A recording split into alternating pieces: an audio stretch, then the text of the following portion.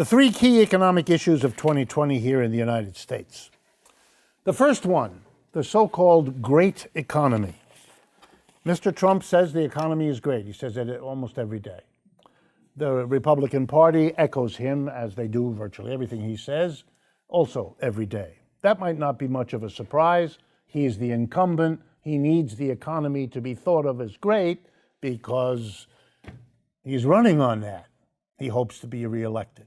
What is disheartening for folks like me is to see how many Democrats say that too, feel they have to also kind of go along, and how many of the major media feel also that they have to go along with some statement that the American economy is in great shape and so forth. So let me tell you a story and then illustrate it. Having gone to these elite universities, I have friends from graduate school, from my life as a professor, that include people on the right and people in the middle, as well as people on the left like me. And periodically we get together and we have a cup of coffee or a drink somewhere and we talk about our different perspectives. We don't agree on how the United States got into its current situation, and we don't agree on how you ought to get out of it. But we are all kind of struck over the last 2 or 3 or 4 by now years with something we do agree on, which surprises us all. And it can be summarized in this statement. This is the worst condition of the American economy in our lifetimes. As I said, these are right-wingers, center people, and left people. So how would I explain this peculiar difference that you see? And again, there's many ways, but I'm going to just pick a few to try to get the point home to you. During 2019, something remarkable happened that you may not have noticed if you don't pay attention to these sorts of things.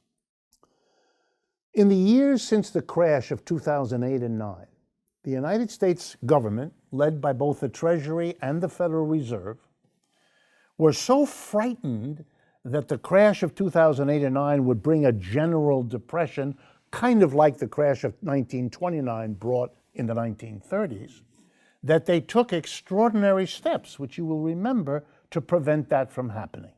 For example, Mr. Obama, early in his administration, got passage by Republicans and Democrats of an $800 billion stimulus program. You may remember that's an enormous government spending program, basically, of really extraordinary size. At the same time, the Federal Reserve began pumping historically unprecedented amounts of money into the economy. Not only printing it and distributing it, but dropping interest rates so that everybody who's in a borrowing mood now has virtually free money, even to the point, which we hadn't had before, of negative interest rates. Some of you have read about that in our economy and around the world, there are many trillions of dollars being lent such that you give back at the end of the loan less than you took out. That's a negative interest rate built into the loan. These are enormous stimuli. This is the equivalent of somebody so badly injured in a car wreck that they're on every kind of life support there is. You know, tubes are coming into them. Everything is being done to keep them from what otherwise would happen, which is they would die. Okay? So we did that. We did that. Boy, did we do that. Well, this had consequences. When you pump all that kind of money in, and when you stimulate the economy, when the government comes rushing in with huge amounts of money to spend, at the same time that everybody who wants to borrow borrows money and pumps that into the economy, you have an economy in which suddenly there's a kind of a, think of it this way, a wall of money spending coming at you.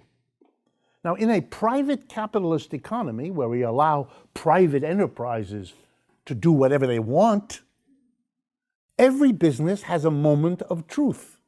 How are we, in the shoemaker or the bread baker or the car producer, how are we going to react to all of this extra purchasing power that's now in the economy thanks to the stimulus program of the Treasury and to the money increasing program of the Federal Reserve? And every business makes a choice. You can do one of two things. Seeing all that money coming, you can order more stuff so that you can sell it to the people who have all the extra money. And that's kind of what we as economists want, because that puts people to work, that gives people jobs, making all the extra stuff that the businessman or woman is going to sell to people who have all this extra purchasing power. But of course, a business has a second option. It can choose not to get more stuff. It can choose to raise the price of what it already sells. And you know, that's a lot more attractive. You don't have to spend a lot of time calling the factory to get more stuff made. You don't have to arrange for the transportation. You don't have to arrange for the storage or putting it on the shelf. You can make just as much more profit just by raising the price of everything. And if you do that, it's called then inflation. Prices go up. That's not, by the way, and inflation, therefore, isn't a mystery or isn't complicated. It's a product of, capitalism. That's how it works. If you didn't allow private enterprises to determine prices, if prices were set as part of a rational plan, well, you wouldn't have this problem, because then you could increase the money supply and businesses wouldn't be allowed to raise prices, in which case they have really only one way to make more money: get more goods, which is what we want. By the way, do capitalists ever do what I just said? Yes. Did they ever do it in the United States? Yes. Who did it? You ready? Nixon did it. Remember Nixon? He was even more attractive than Trump. In 1971, Nixon said, "We've got a terrible inflation." We did. So what Nixon did is he said, "I'm going to pump money into the economy, but I'm not going to allow businesses to raise the price, because that way I can make sure that the money we're pumping in is used to produce more goods, hiring more people." And so what Mr. Nixon did on August 15th, 1971, he declared a wage price freeze. Go look it up. You'll do the history. Some of you here were alive way back then, okay? And here's what Mr. Nixon, a Republican conservative, here's what he did. All prices, as of tomorrow morning, I kid you not, as of tomorrow morning, all prices are frozen. If you're a business and you raise the price, we're going to arrest you and put you in jail. So I advise you, don't do it. You know how you stop an inflation? Mr. Nixon knew. Is that a problem? Not at all. How long does it take? Overnight. So next time you hear, the risk of inflation, what? That's a political issue, that's all.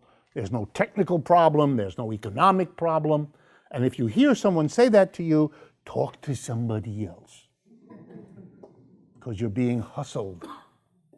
The next thing is they're going to sell you a major interest in the Brooklyn Bridge. So what happened with all this money? Did we have an inflation? No. And here's why. The money, when you pump it in, goes first into the hands of banks and big corporations. They didn't want to spend that money increasing production. Why? Because nobody can buy anything in America. The inequality that has been getting worse and worse for 30 to 40 years means that the mass of people don't have money to spend. They didn't have it already in the 70s and 80s, but they were able to keep spending by, you know what, borrowing. That's what you all did. Mortgages, car loans, credit cards, and college loans. The four ways to plunge the American people into a debt mess they have no way to get out of.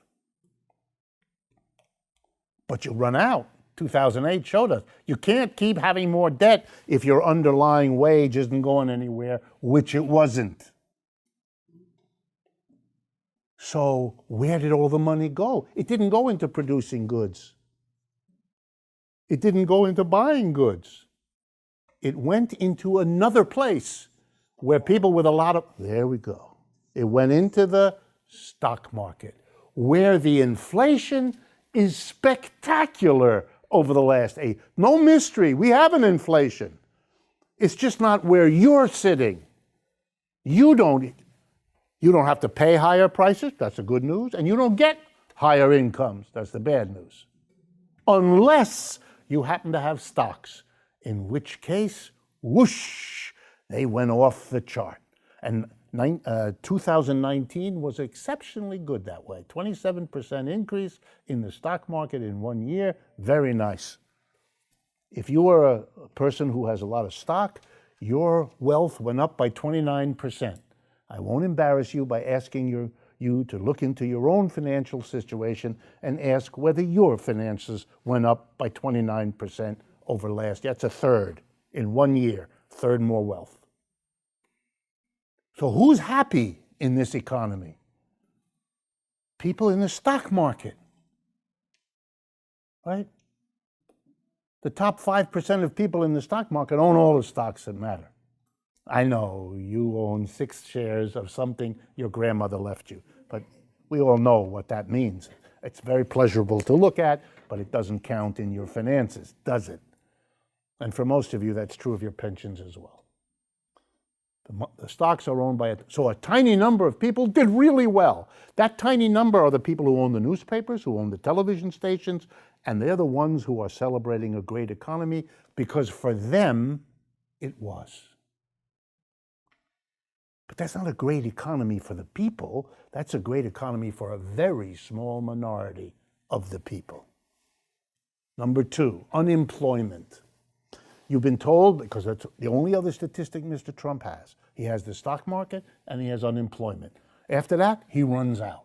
By the way, to measure the health of an economy by looking at 2 indices is the equivalent of your saying you feel really bad, going to a doctor, and the doctor takes your temperature and checks out the distance between your second and third toe.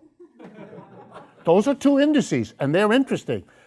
But if it was a doctor, that's what he did, and he told you you were healthy on that basis, you know what you would do is get another doctor, because this is an idiot.